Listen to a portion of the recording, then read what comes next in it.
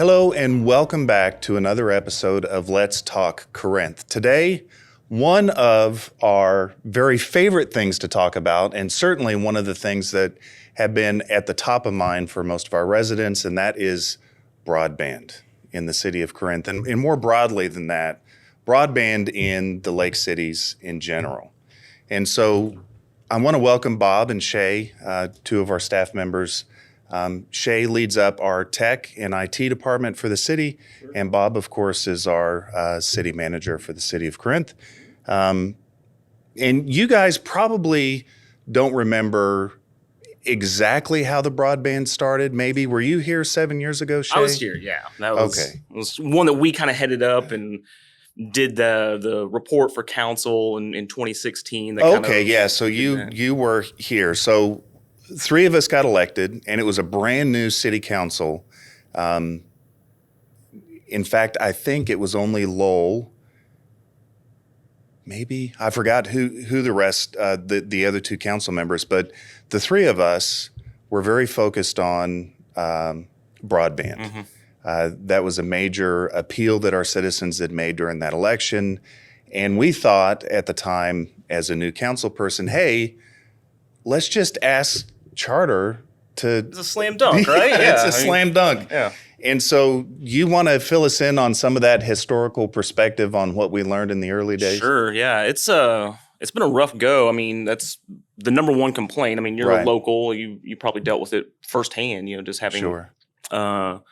Poor internet, poor choice for internet. So, yes, in 2016, we approached Charter. We approached CenturyLink, Verizon at the time, which is Frontier. They sold off their internet business to Frontier, and pretty much just said like, "Hey, what can we do here? I mean, can you come in? Can you expand service? Can you build into new areas?" And we are always met with the same like reaction, which is pretty much like, "We'll look into it," I guess. And so, frustratingly, nothing ever really came of it. I remember there being quite a push that it was demand driven. And so we started in our infancy in our communication effort to push, hey, if you want better internet, you need to call these providers. And Charter, I think, was one of them that said, we will put your name on a dot on a map that you want faster internet.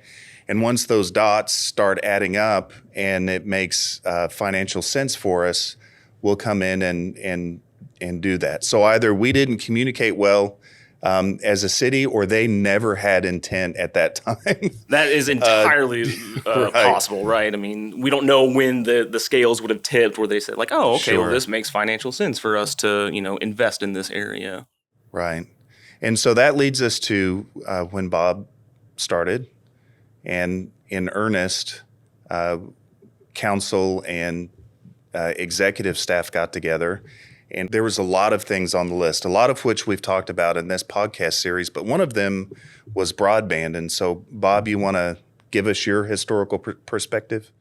Well, it was an issue, obviously in Corinth, but in talking with the other managers, it was a huge issue, right, for all four cities, and we felt like that collectively we could probably do a little bit better.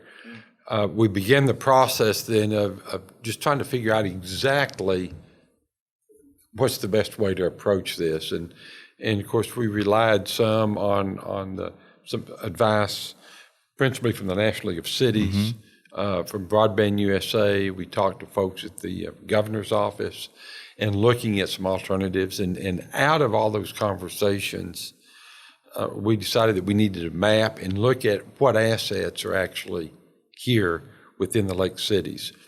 And that's when we contracted with Connected Nation to actually map to see what was going on and to do a strategic plan, so we kind of had a path forward. And so all of that's been done. The strategic plan's been done. We've met with the incumbent providers, and so we're, so we know where we are, and I think where we need to go. And so that's kind of where we are now. We have also done a lot of work with the North Texas Innovation Alliance, and have been sharing this. So in that setting, we're talking to other cities around the Metroplex, even from the Houston area, to kind of get a handle on what approaches people are taking. And so we have done that. And I think it's an interesting outcome of the study, or mapping the assets, in that in some areas we've got some good speeds, but we still have service problems, which are clearly more in the home, Right. than what's actually out in the street. And that's what I think makes this thing a little more complicated. But we have now gone back and have done a request for proposals to try to find other providers to come into the area. Those just came in last week. So we had our first kind of run through yesterday. So all this is quite current in terms of what's going on. But we received 6 proposals, and they have a range of approaches. And so we're spending the next couple of weeks trying to sort out what technology that we want to pursue going forward, because we can talk about it as being fiber to the home. Sure. And so that's one option, and I think a very attractive option.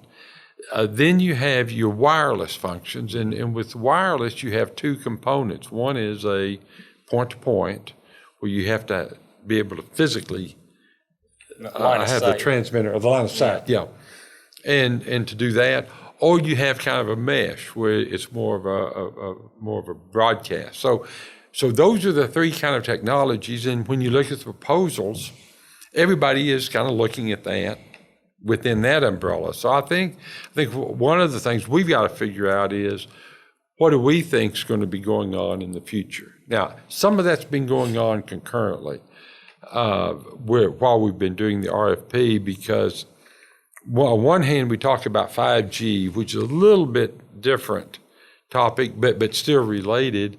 Is 5G is starting to evolve, so they're starting to identify the next step, which is what we call it, citizens band service, Right. Which is what will replace 5G here in the next several years. So you've got to anticipate some of that. Sure. So that's what we'll be doing over the next couple of weeks, is trying to figure out our best guess going forward. And it's not going to be us doing it, is we'll be out talking with people around the area and around the country so that we can make some better long-term decisions here and recommendations. And Bob mentioned the Innovation Alliance, which has been a great asset to us.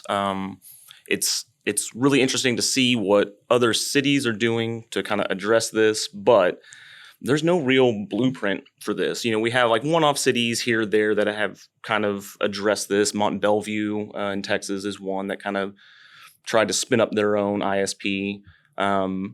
Did some creative wording to kind of get around some regulations that forbid municipalities from providing internet as a service. But they're doing it. But there are a few other municipalities around that are actively addressing this, and so we see a lot that we're kind of setting the pace here in Corinth and the Lake cities for how to do this. We're trying to figure this thing out as we go along. So there's no real playbook for this. So we're just kind of slogging our way through and figuring it out as we go along. Well, one of the things that I learned anyway is part of being on that technology and broadband committee. The first is that Corinth going at it by itself is going to be much less effective than the 4 cities going in it together. Right. Economies of scale, right? Yeah. So we had to address the 4 cities working well together and getting all the councils together in a meeting, which we had. Was that about 2 years ago? The initial meeting. The initial meeting. And through that meeting, all 4 cities said, yes, this is a problem in the lake cities. let's put together this technology and broadband committee to start solution seeking. We need to find a way to address this for our citizens, especially since most of us now are working from home. COVID has really we like our Netflix Yeah. and our Amazon Prime, and I would like to be able to do that while my kids are working, remotely doing schoolwork school. and yeah. And we learned once we got all 4 cities together that they call our area a brownfield. Is that Yeah. the correct term? Yeah, and when we say brownfield, it means that the subdivisions have been developed and there is some infrastructure there. Now, as opposed to a greenfield, when a new subdivision comes in, it's a brand new development, and then they put in the latest technology. And it's so much easier for them to, in greenfield, develop because they're not having to worry about, boring under streets or digging up somebody's yard or something like that. And probably my guess is from Charter's perspective or Grande or whoever, most of their investment is in new development. Sure. Right? So one of the things that all 4 cities can do is to make sure that when we have new developments go in, that the technology that we're requiring the developer to be put in is capable of gigabit connection, so that we're not bottlenecking at the development on the ground. But they're also not super interested in providing new money in the brownfields because they've already invested in these areas. And so this is one of the challenges that the Lake Cities has to overcome, which is why we have the request for proposal and the bids and these things to try to get to the bottom of that. The other thing that we found that we've learned through the technology committee, and Shea, you probably can fill us in on some of this, is the general education of how to set up a home network. Sure, we've had in a home. Yeah, we've had COVID has kind of Sure. Changed things up a lot, and so here we went to remote work. Had a lot of employees shipped to remote work last year, and people here in town had kind of spotty internet.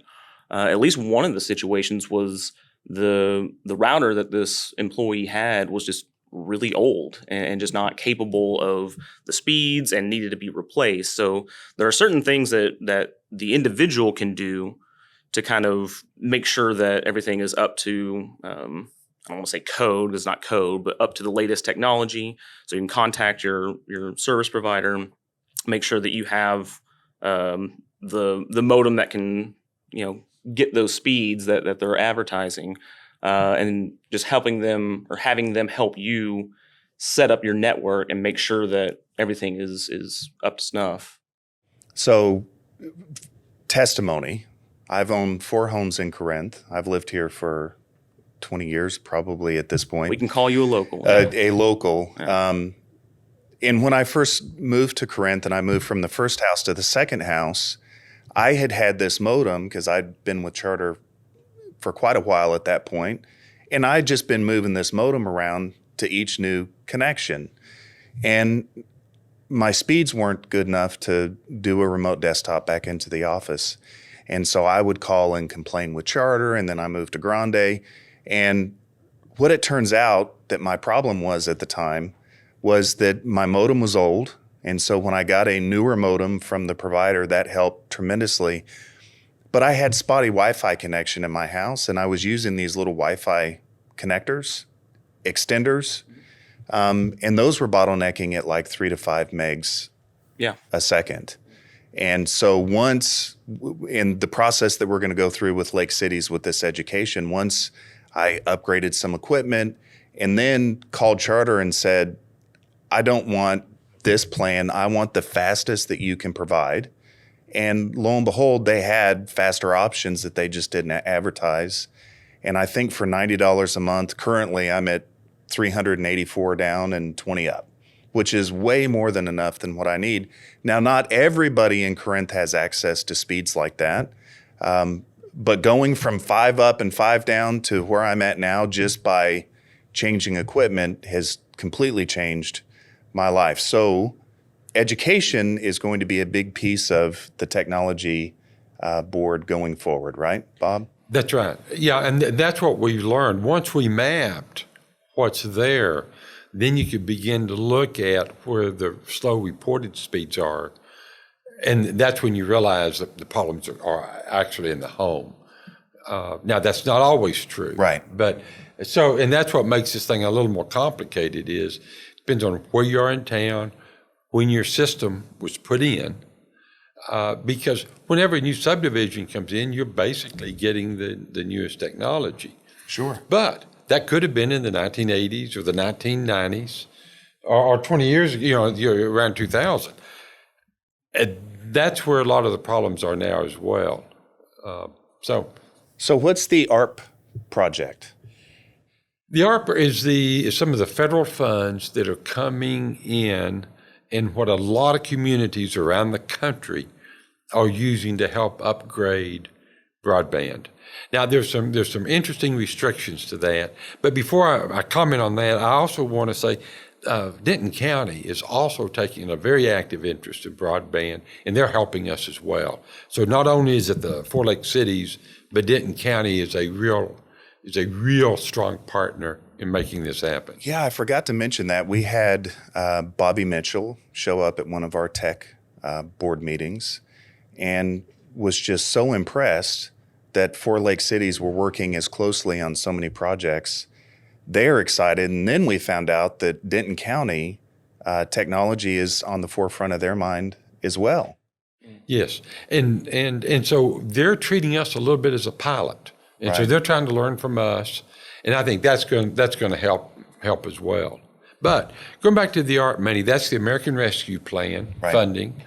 And one of the elements of that is broadband and technology.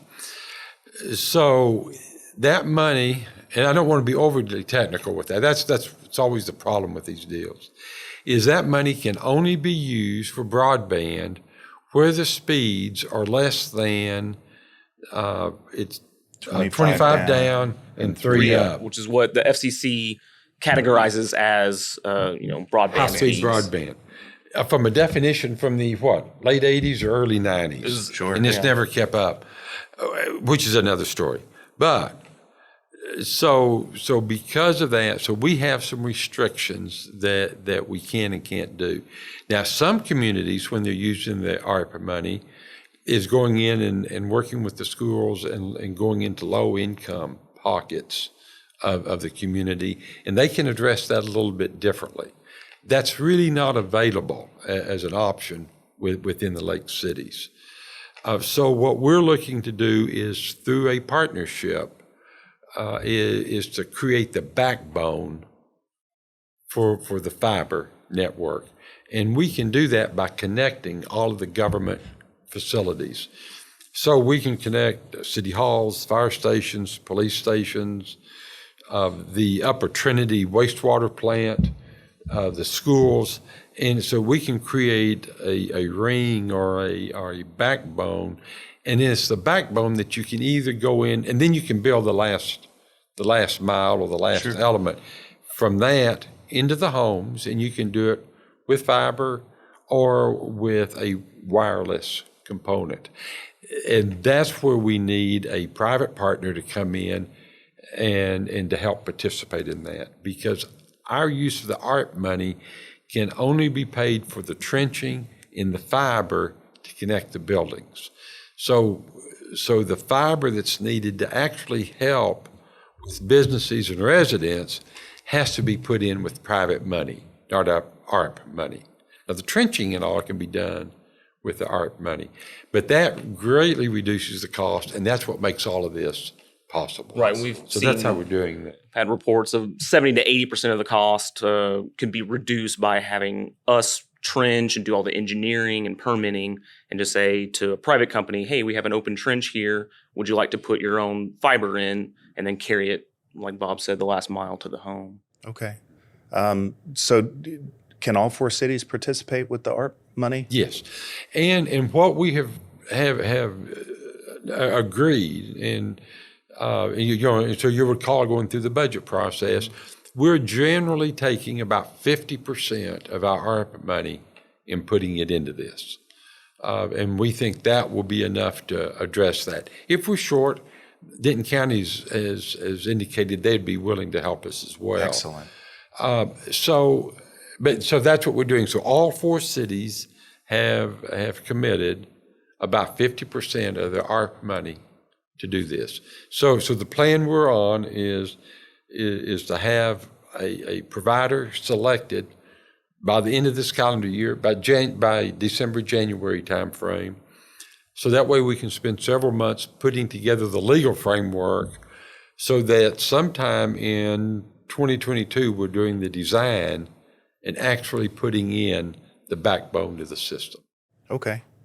So goals, like we don't want to put all this time and effort into something that's going to get us an extra 5 meg up and down. Right. Gigabit is probably a little bit of a pipe dream for most of Lake cities, Might be a reach. although that's probably something good to shoot for. So what are our goals ultimately 5 years from now? I think the goal is, one is to have the speeds that are needed, and that's going to be speeds or much over 100 down and 10 up. I think at an absolutely minimum. So we want to be well above that. And the gig as I think it's going to be possible in a lot of areas from what we were seeing. But we want to also have a platform that can grow with the technology. Sure. That's the debate on the fiber to the home, the mesh, or your component of your wireless component. And so we've got to have one that can grow. So we want with that private company, you want the speeds we need, you want the quality service we want, and we want pricing that makes it attractive and available for the community as a whole. So what did we find out when we did the research that the Lake cities, how did it compare price-wise and speed-wise to all the other cities that this group around the country had begun to help? You're talking about the Connected Nations study? Yes, sir. We were in pretty good shape, better than most. Now, that doesn't mean it's acceptable to the community, so I don't want to misstate that. But the one thing we did collectively, we met the federal definition of the 25-3. That's huge because there's a lot of parts of the state and even parts of the Dallas-Fort Worth area that don't meet the 25-3. There are pockets in Dallas, as an example, that don't meet the 25-3. So in that sense, we were in pretty decent shape. The problem, as you mentioned, is when everybody started working from home with COVID, and then you have all these download things going on with Netflix and so forth, then that's what really begins to stress the system. And that's when you realize that all these standards, the federal standards really needs to be much higher. Maybe not to 100, I wouldn't think, but it certainly needs to be 60. Wouldn't you think? Something like that. And I think that the FCC, when they finally get a full board seated, that they're going to review that. No guarantees or anything like that, but we may see in the near future that definition of high-speed broadband change from 25-3 to 60 or maybe 100. 60 or 100. I mean, all it takes is one little click on your Netflix account and there you're streaming 4K video. Right. You got 2 of those TVs going on in your house and your vacuum's vacuuming and, all these things that are connected to the internet. Right. And before you know it, 25-3 sucked up really quickly. Yep. That well runs dry, doesn't it? Yeah. Well, and that is the reason we talk about 25-3 or 60 or 100.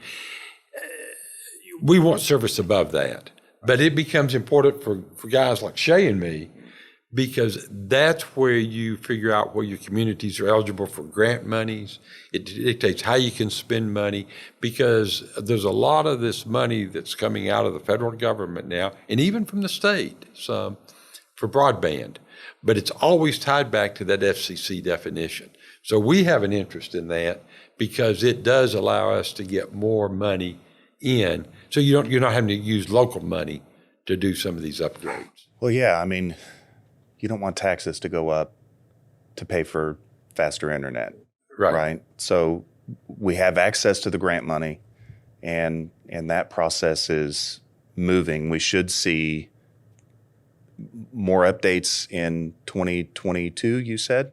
Yes, I think that you may not be getting that service, but we will be well underway with the plan, and you'll see things under design or under construction at that point. Okay. Now, and I also wanted to go back and kind of reemphasize the thing that I think that has been remarkably good is how well Corinth, Hickory Creek, Shady Shores, and Lake Dallas, and Denton County are working together to make all of this work and come together, because it's collectively is how we're going to get a better backbone. We've got more economies of scale, and I think we're going to be far more successful as a group than individually. Well, and we, of course, attracted attention from Denton County as a result, and we may attract attention from the state and federal government as cities working together in pilot projects. So I expect that we're going to see a lot of grace and movement in this project, because broadband across the nation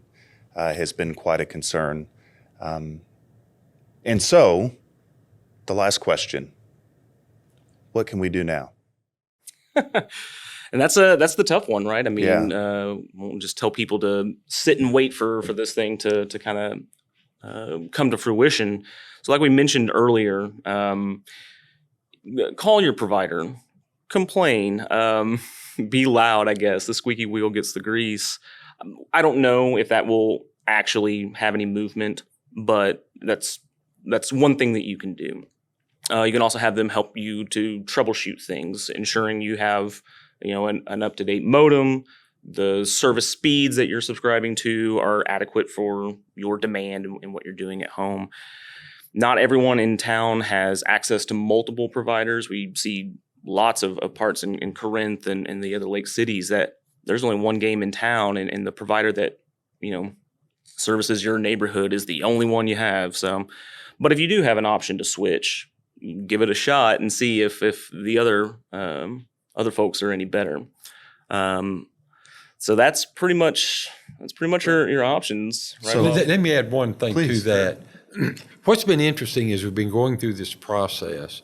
You find out how many knowledgeable, skilled people we have in town and what they know about this. And so I've had some very interesting phone calls that I've been able to confirm some of the information I'm getting, and I've been able to explore and to understand some of it better. So if folks are working in the industry where they have where they kind of see where some of this future is going of the wireless versus fiber to the home, and what you can expect that's going to happen. I think if they would just call me, just so that we can visit. I went to a conference, a month or so ago, and we were talking about some of these trends. We were talking with 5G and this next part that's evolving with the citizens band service. And I've had two people to call me and wanted to talk about the future. And when I relayed some of that, then they began to connect some dots for me. They began to fill in some gaps in what I was hearing and in my understanding. So having people just call and just kind of helping us talk and think through right now is pretty crucial, because we've got to make some decisions about where this service is going. And I know we're reading a lot of material, I mean, daily almost, to have a little better handle so we can make a well-informed decision. So we've got people in town that work in this field, that know this stuff well, and their insight would be quite valuable now. And I'm really excited about this project and just the potential for this win-win scenario. So one, for me, selfishly, my role here, having fiber connecting all of our buildings makes our job a little bit easier. And we can move data around a whole lot faster. It's a win for the residents who might be able to sign up directly for this new service. And what we're hoping is that these other providers that are in town all of a sudden have an incentive. Maybe they're potentially losing customers to this there's new competition venture. now, right? And so now maybe it is more worth it to them to keep these customers. So maybe we'll invest in these areas. And so even the folks that don't sign up for this potential new service that we're talking about get better service from their existing providers, hopefully. So when do we foresee the education piece being presented? We've been targeting by the end of the year of having that rolled out, and That's something through the Broadband Committee through the Lake Cities. Yeah, so that's what we're doing. I think there's a lot of strength in us working together. Sure. And one of the weaknesses, we move a little slower because there's a whole lot more people to coordinate on that. So Government's herding cats a little bit sometimes to get everybody to agree, but we do have those economies of scale whenever we participate together. So education by the end of the year, and while that may not be the end all for everybody, and it certainly will not, because there are pockets, especially outside of Corinth. I think there were some areas in Lake Dallas and Shady Shores that they're hurting. Yeah. They're hurting. Yeah. But I would assume for the majority of the residents, especially of Corinth, by addressing the issues in the education piece, they certainly would see faster speeds. And it may not be as fast as they want, but it certainly would be faster than what they have now if they're constrained by the same things that my home network was constrained by. Particularly in areas that are a little bit newer, those areas of town that are likely to have newer technology in the ground were developed a little bit later than some of the older areas. Okay. All right. So in summary, new internet service provider possibly coming online by the end of next year. Will be identified early next year. Okay. And then design and hopefully construction by the end of next year. And baby step one is 100 down and possibly 20 up, moving our way towards gigabit connections. That's the goal. And any other baby steps that we should be excited about over the next year and a half? The education piece, the speeds coming. That should cover it. And grant money. Yeah, well. Of course. Don't leave out the grant money. Right. And once we get the grant money and what we're using for the ARP funding is year 2 of the grant money. So they're distributing the funds in 2 separate years. And so we won't get the actual money until 2023? No, I think so. 2022. 22? Yep. I'm losing track of time, so. Well, Bob and Shea, thank you Scott, for being a part of this little communication podcast. Yeah. So thank you for joining us today on our broadband discussion. Please leave comments on the social media page at which you found this video on future discussions that you would like to see us do. Our very next podcast that we have scheduled is a more detailed, open discussion on the commons at Agora. So please join us for that.